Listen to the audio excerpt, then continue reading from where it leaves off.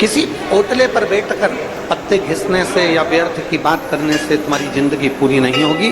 शिव महापुराण में भगवान देवादिदेव महादेव पार्वती जी को जब भ्रमण कराने के लिए काशी में लेकर जाते हैं तो काशी में पहुंचकर पार्वती से कहते हैं, पार्वती, संसार में जन्मा हुआ व्यक्ति जिस दिन अपने समय की कीमत समझ जाता है उस दिन मैं उसके समय को श्रेष्ठ बनाना प्रारंभ कर देता।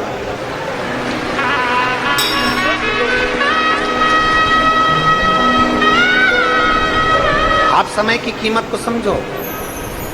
जिस दिन आपने समय की कीमत को समझना प्रारंभ कर दिया उस दिन भगवान ने आपका समय श्रेष्ठ करना प्रारंभ कर दिया।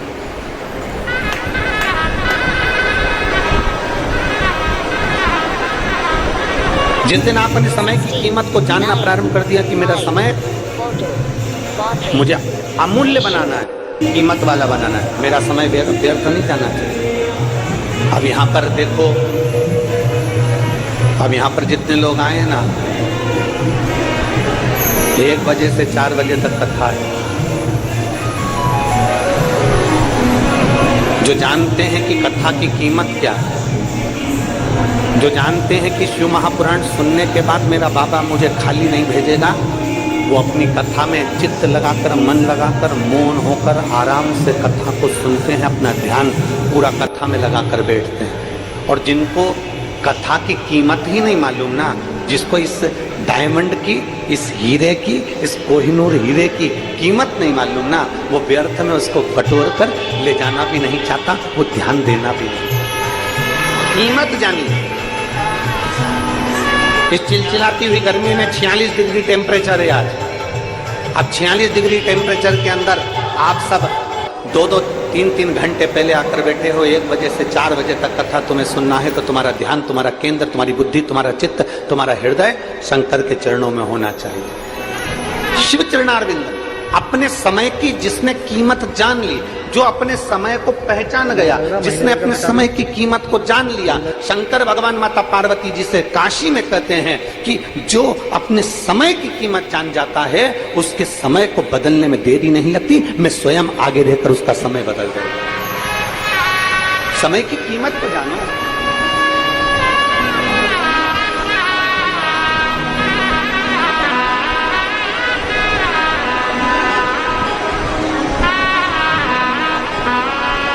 कलयुग में ये कलिकाल चल रहा है।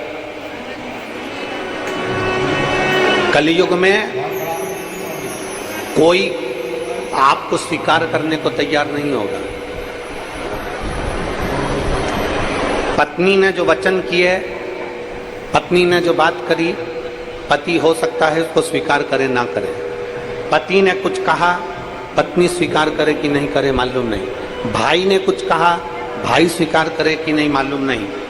बहन स्वीकार करे कि नहीं मालूम नहीं। माता पिता स्वीकार करे मालूम नहीं। अड़ोसी पड़ोसी तुम्हारी बात को स्वीकार करे कि नहीं करे पता नहीं। समाज के लोग आपकी बात को स्वीकार करें ना करें, पर दुनिया के लोग इस कलिकाल में आपकी बात को स्वीकार करें चाहे ना करें, पर इतना पक्का है कि दुनिया के लोग समय निकालकर आपका शिकार जरूर कर लेंगे, पर आपकी बात को स्वीकार नहीं करेंगे। आपका शिकार कर लेंगे।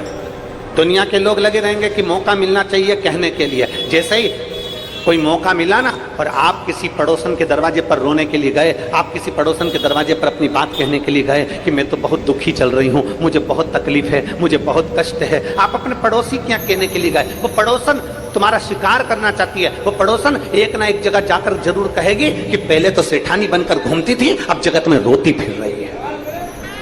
स्वीकार नहीं करेंगे वो आपकी बात को, स्वीकार नहीं करेंगे वो आपके वचन को, वो आपका शिकार करेंगे।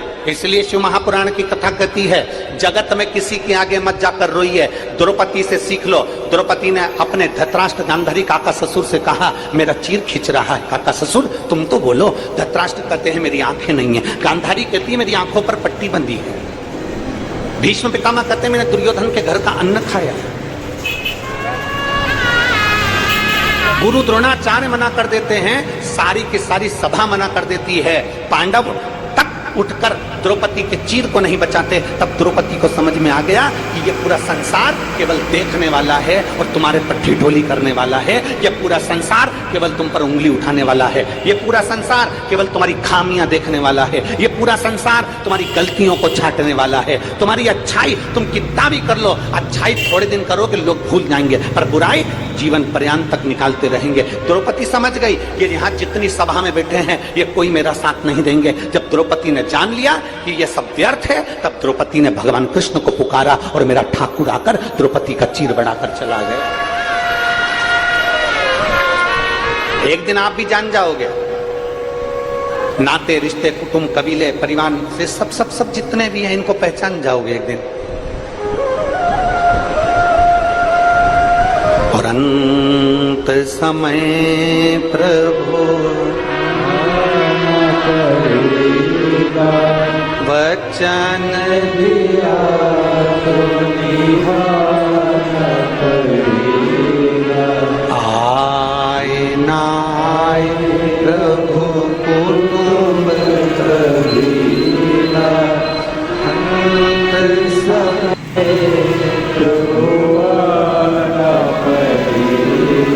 वचन दिया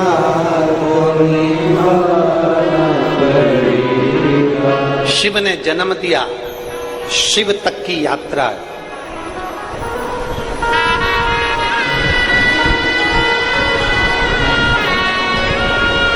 शिव ने जन्म दिया और शिव तक की यात्रा है।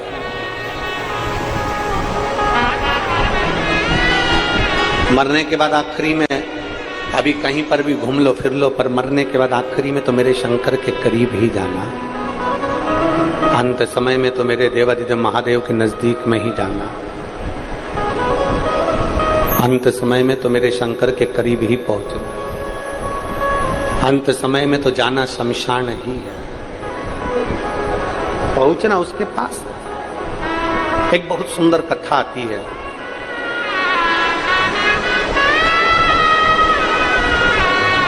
भक्तमाल में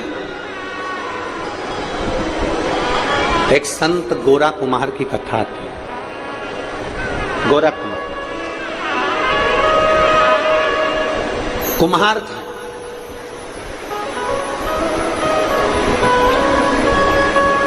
मिट्टी के बर्तन बनाते थे और मिट्टी के बर्तन बनाकर उसको बेचकर अपना यापन किया करते थे।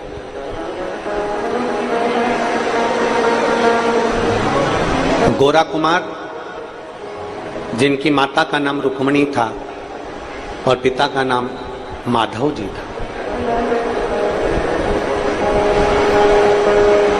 गोरा कुमार तो हमारी पैदाइशी काम करते थे। पंडरीनाथ हरिविठल भगवान विष्णु के भक्त थे, पर इनके जो माता पिता थे रुक्मणी और माधव, गोरा कुमार के जो माता पिता हैं श्री रुक्मणी जी और माधव जी, ये दोनों भगवान शंकर कालेश्वर महादेव का पूजन करते थे। हमने पहले भी कथा में कहा, आज फिर कहते हैं, एक आराधना दिल से आप अगर प्रार्थना कर रहे हो, दिल से आप अगर देवादिदेव महादेव को जल चढ़ा रहे हो, दिल से आप भगवान शंकर को रिझा रहे हो, तो ये मानकर चलना कि तुम्हारी वो प्रार्थना कभी निष्फल नहीं